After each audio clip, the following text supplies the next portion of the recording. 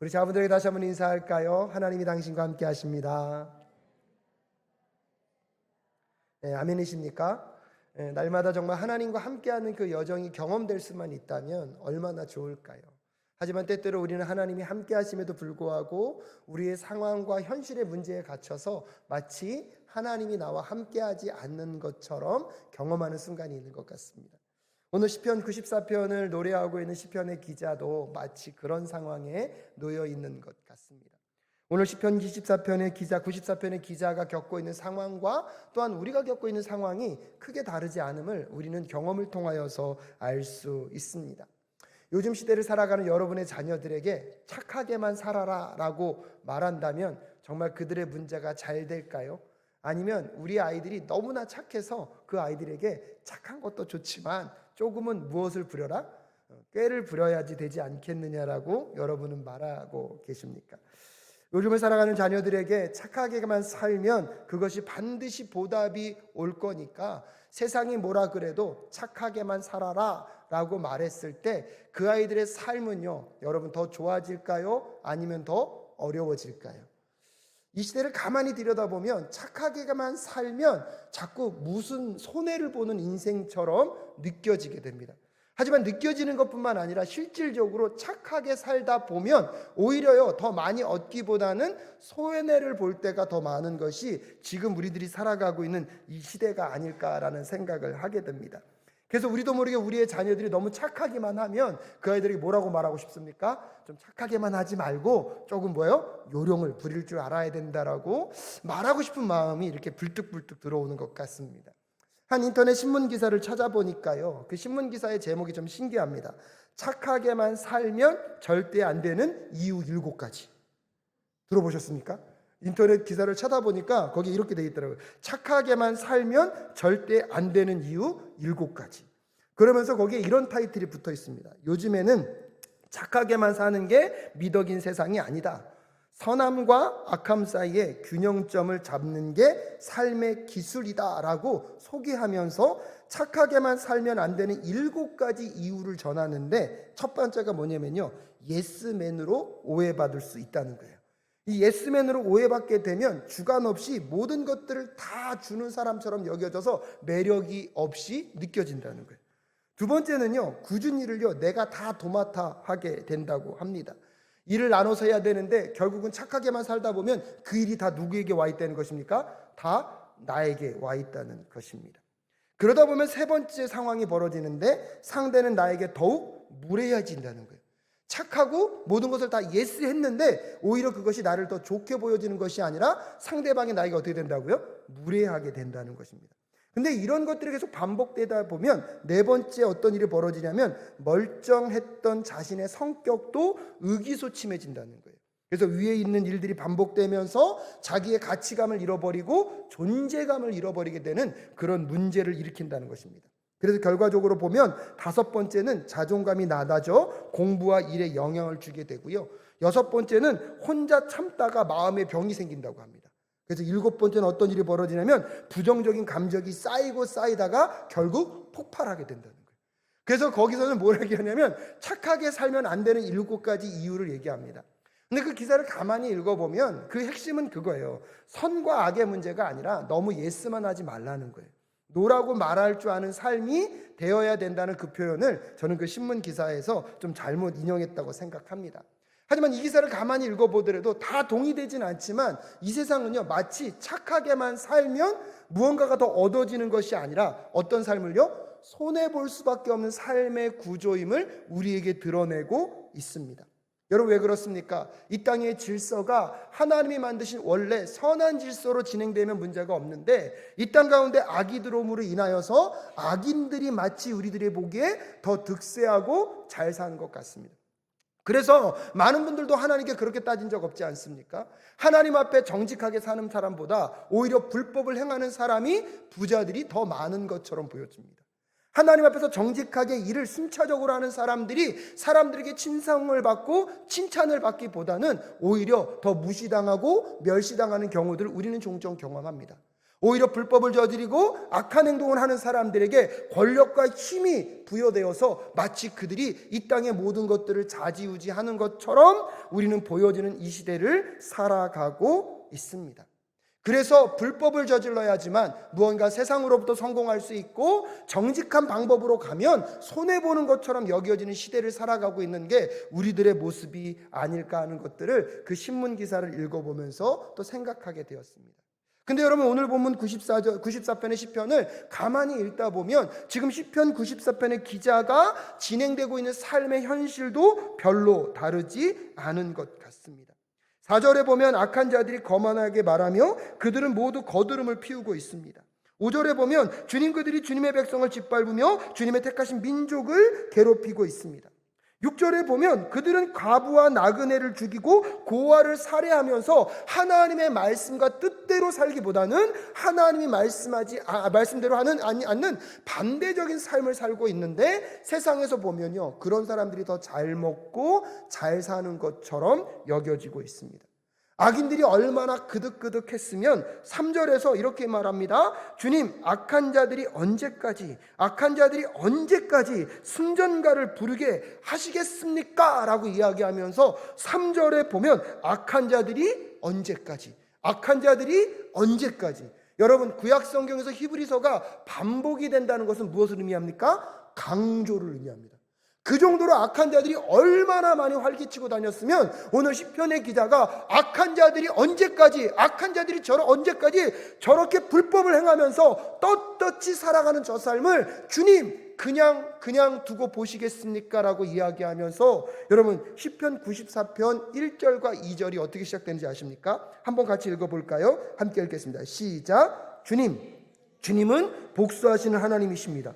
복수하시는 하나님, 빛으로 나타나십시오. 2절, 세상을 심판하시는 주님, 일어나십시오. 오만한 자들이 받아야 할 마땅한 벌을 내리십시오 라고 이야기하고 있습니다.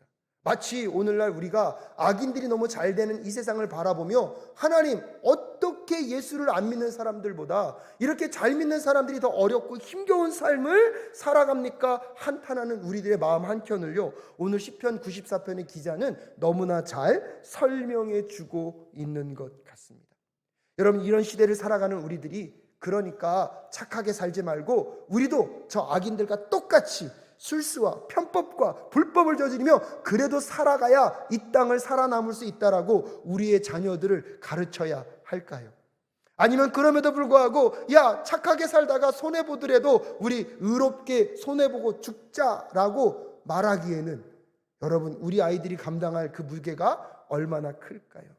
저는 오늘 이 본문을 가만히 읽어보다 보니까 오늘 이 시편 94편의 이 기자는요, 착하게 살고 선하게 사는 것에 목숨을 건 것이 아니라 믿음으로 살고자 하는 것에 목숨을 걸었다는 사실을 발견하게 되었습니다. 사랑하는 여러분, 우리의 자녀들에게 착하게 살라고 하는 가르침도 중요하지만 이 시대 속에서 믿음으로 살라고 도전하는 우리가 될 수 있기를 주님의 이름으로 축복합니다. 여러분, 그 시대에 악이 판치고 악이 성공하는 것처럼 보이고 있지만 오늘 시편의 기자는요, 분명한 믿음이 있습니다. 그 믿음이 뭔지 아십니까? 23절입니다. 23절 말씀 우리 함께 읽겠습니다. 시작. 그들의 죄를 그들에게 물으시며 그 악함을 벌하셔서 그들을 없애버리실 것이다. 주 우리 하나님께서 그들을 없애버리실 것이다. 여러분, 23절의 말씀은요, 반드시 응답될 줄로 믿습니다. 오늘 시편 94편의 기자가 살아가고 있는 이 세상은 악이 더 판치는 것 같고요, 악하게 살면 또 성공하는 인생처럼 보입니다. 하지만 이 시편의 기자는요, 한 가지 믿음을 갖고 있습니다. 우리 하나님은 공의와 정의의 하나님이다. 시편 94편 1절에서 복수하시는 하나님, 복수하여 달라고 그렇게 반복해서 말하는 것은 하나님은요, 그 사람들이 행한 대로 반드시 갚으시는 하나님, 우리 하나님이신 줄로 믿습니다.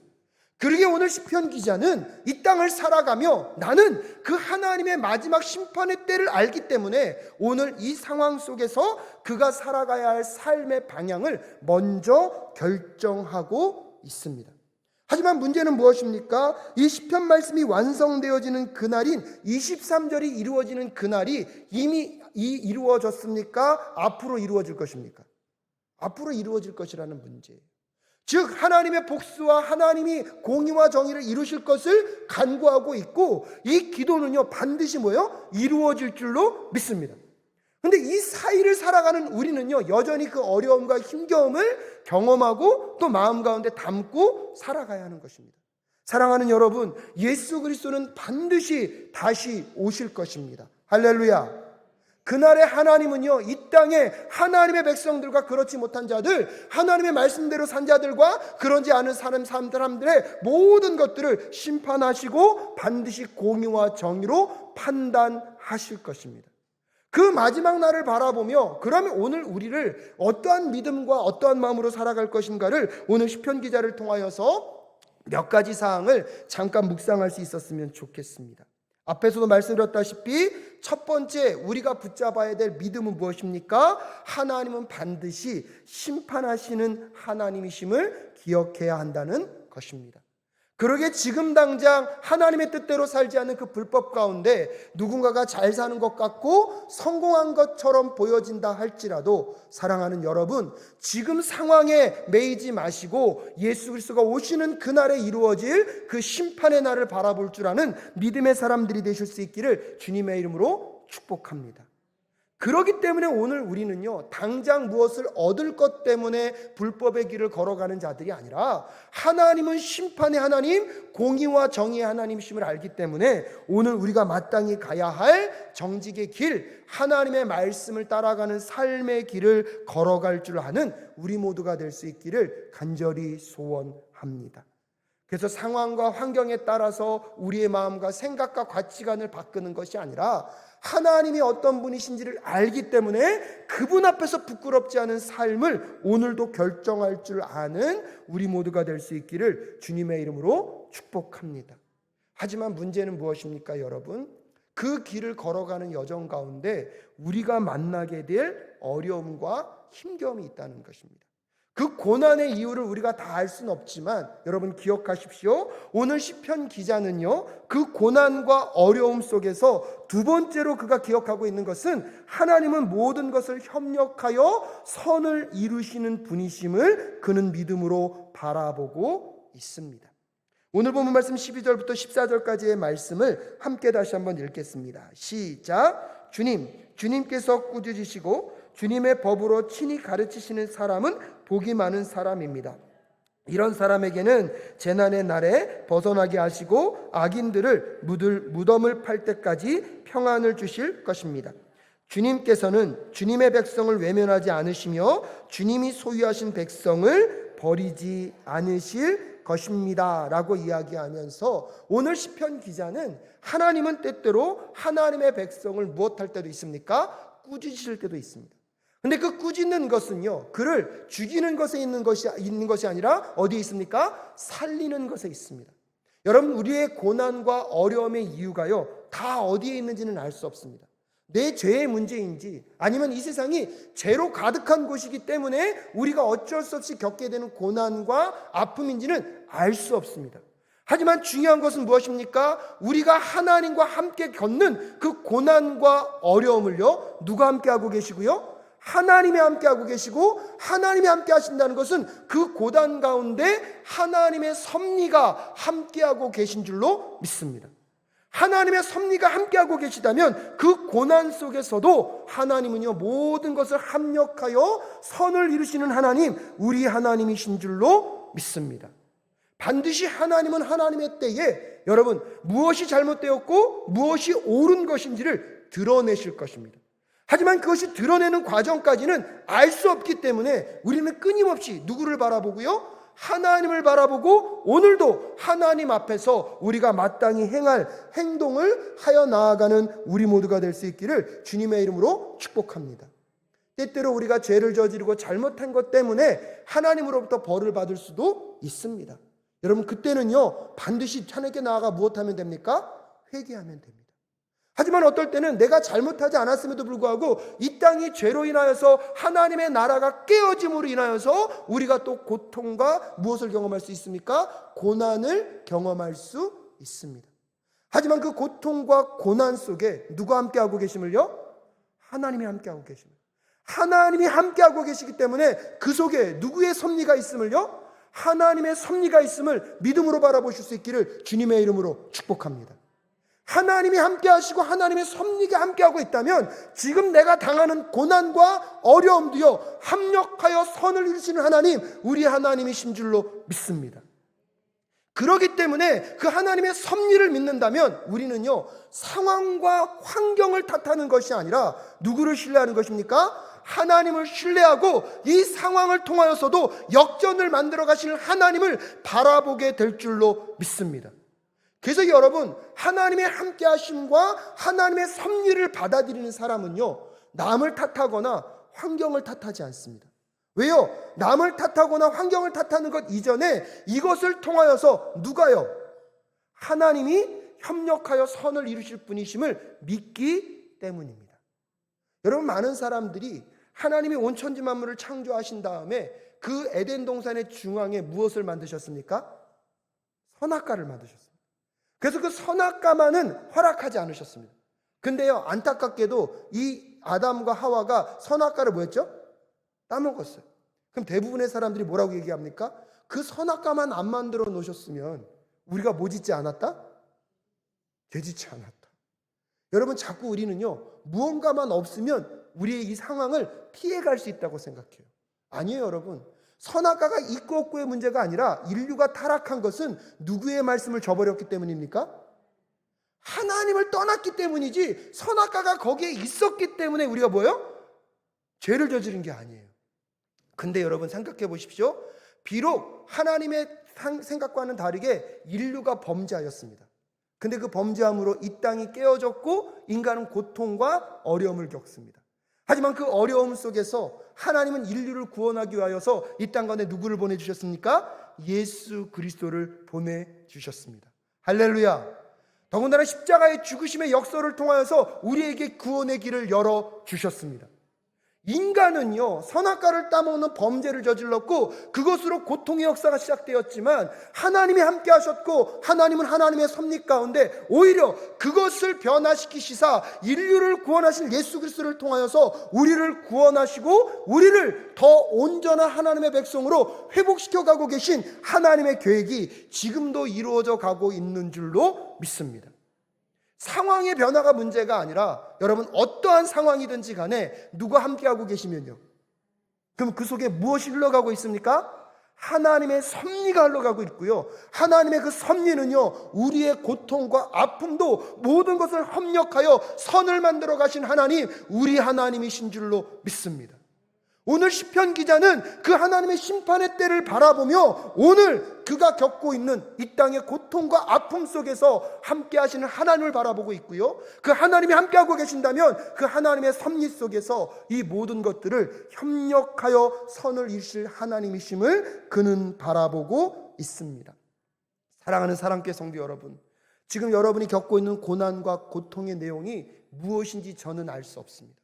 우리도 모르게요, 자꾸 그것을 바라보면서 그것만을 생각하니까 이것만 있으면 이 문제가 해결될 텐데, 이것만 없었더라면 내가 좀 더 행복했을 것인데 라고 자꾸 상황의 문제 속에서 우리는 그것을 풀어내려고 하고 있습니다.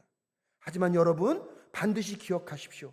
상황의 문제가 아니라 그 문제 가운데 함께하고 계신 하나님을 우리가 발견해내지 못하고 있다면 그것을 통하여서 이루실 하나님의 섭리를 이해하지 못하기 때문에 여러분, 그 모든 상황을 협력하여 선을 이루실 하나님을 바라볼 수 없음을 꼭 기억하셔서, 여러분, 오늘 여러분의 문제 가운데 함께하고 계신 그 하나님, 모든 것을 협력하여 선을 이루시는 그 섭리가 여러분과 함께하고 있음을 믿음으로 바라보며 나아가는 우리 모두가 될 수 있기를 주님의 이름으로 축복합니다. 여러분은 상황을 따라 불평하며 사람들을 원망하며 환경을 탓하는 사람입니까? 아니면 그 상황 속에서 하나님이 함께하고 계시고 하나님의 섭리 가운데 이 모든 고난과 어려움도 합력하여 선을 이루실 하나님이심을 바라보고 계십니까? 불평이 아니라 그러기에 감사로 오늘 다시 시작하는 우리 모두가 될 수 있기를 주님의 이름으로 축복합니다. 그 함께하시는 하나님, 그 섭리하시는 하나님을 믿었기 때문에 오늘 시편 기자는요, 세 번째로 고백하는 게 무엇이냐면 상황과 환경을 뛰어넘어서 변함없는 사랑이 그와 함께하고 있음을 고백하고 있습니다. 여러분, 오늘 18절 말씀 함께 읽어볼까요? 시작. 주님, 내가 미끄러진다고 생각할 때에는 주님의 사랑이 나를 붙듭니다. 19절에 내 마음이 번거로울 때에는 주님의 위로가 나를 달래줍니다. 여러분, 저는요 오늘 시편 94편을 묵상하다 보니까 하나님께 심판을 구했어요. 그 하나님의 심판은요 23절에서 이루어집니까? 안 이루어집니까? 반드시 이루어집니다. 근데 문제는 뭐냐면 이 시편 94편 1절에서 23절로 가는 여정이 우리에게는 만만치 않습니다. 그 고난과 어려움과 힘겨움이 쉽지 않습니다. 하지만 오늘 시편 기자는요 하나님은 반드시 마지막 때에 뭐 하실 것이다? 심판하실 것이다. 그리고 두 번째로 기억했던 거 보시면 하나님이 나와 함께하고 계시기 때문에 하나님의 섭리 가운데 지금 내가 당하고 있는 이 고난과 어려움도 협력하여 무엇을 이루어줄 것이다? 선을 이루어줄 것이다. 할렐루야.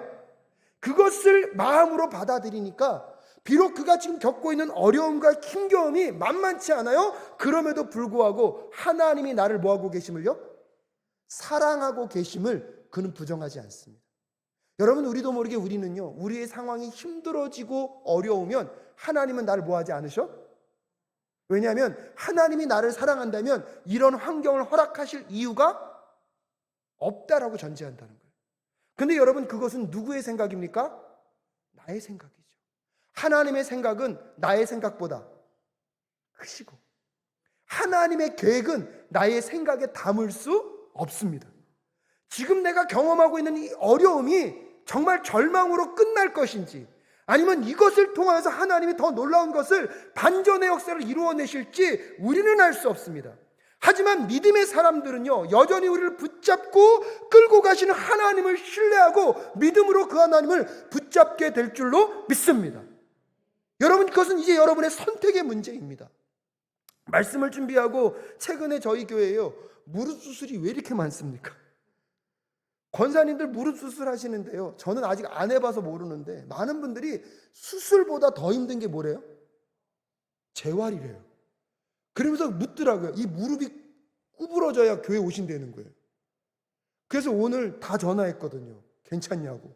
또 내일 수술 받는 분들이 계세요. 여러분, 한 분 한 분 신방하고 전화하는데 목사님 130도까지 굽혀, 이거 뭔지 모르겠어요. 130도까지 됐대요. 근데 여러분 생각해 보십시오. 수술하고 딱딱하게 굳어져 있던 이 무릎이 조금씩 굽혀질 때 여러분 상상만 해도 그 고통과 불편함이 얼마나 힘들겠습니까? 어떤 분은 이 다리에 자꾸 열이 올라서 어저께 밤에 밤새 끙끙대고 고생했대요. 내일 또 수술을 앞두고 있는 권사님들, 근데 여러분 전화기에 대고 그분들께 기도해 주는데요 한 분도 짜증을 내거나 하나님이 나한테 왜 이런 분이 없더라고요. 전화기를 들고 기도하는데 감사하고 눈물 흘리고 회복시켜 줄 것을 믿고.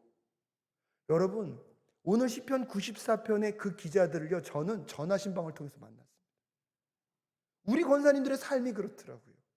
오늘 여러분들도 이 자리에 오실 때 여러분의 삶에 문제가 없었습니까? 제가 교회 와서 웃는 분들 알고 있습니다. 웃는 게 우리의 삶을 겪고 있는 문제가 얼마나 많습니까, 여러분? 근데 여러분, 이때 우리는요 믿음을 붙잡고 살아가는 삶이 되어야 할 줄로 믿습니다. 그 믿음은 무엇입니까? 이 상황과 상관없이 변함없이 누가 우리를 사랑하신다? 제가 오늘 여러분 신방하다가 참 은혜 많이 받았어요. 병실에 있고 무릎을 제대로 쓰지 못해서 집에 갇혀서 예배당에 나와서 예배할 수도 없는데 여전히 하나님이 나를 사랑하시기에 여러분 그 고통과 아픔의 현장 속에서도 하나님의 은혜를 노래하고 그 목사가 기도해 준다고 눈물 펑펑 흘리면서 목사님 감사해요, 하나님 감사해요 외칠 수 있는 여러분 그 신앙이면 저는 이 세상을 넉넉하게 이겨가게 되실 줄로 믿습니다. 사랑하는 여러분, 오늘 시편 94편이 우리에게 말해주는 교훈은 그것입니다. 세상은요 불법하는 자들이 더 잘 먹고 잘 사는 것 같아요. 세상은 착하게만 살면 손해보는 것 같고 하나님의 말씀대로 살면 무언가가 나에게 더 많은 사람들이 대우해 주는 것이 아니라 나를 뭐예요? 더 누르고 더 무참하게 나를 짓밟는 것 같아요.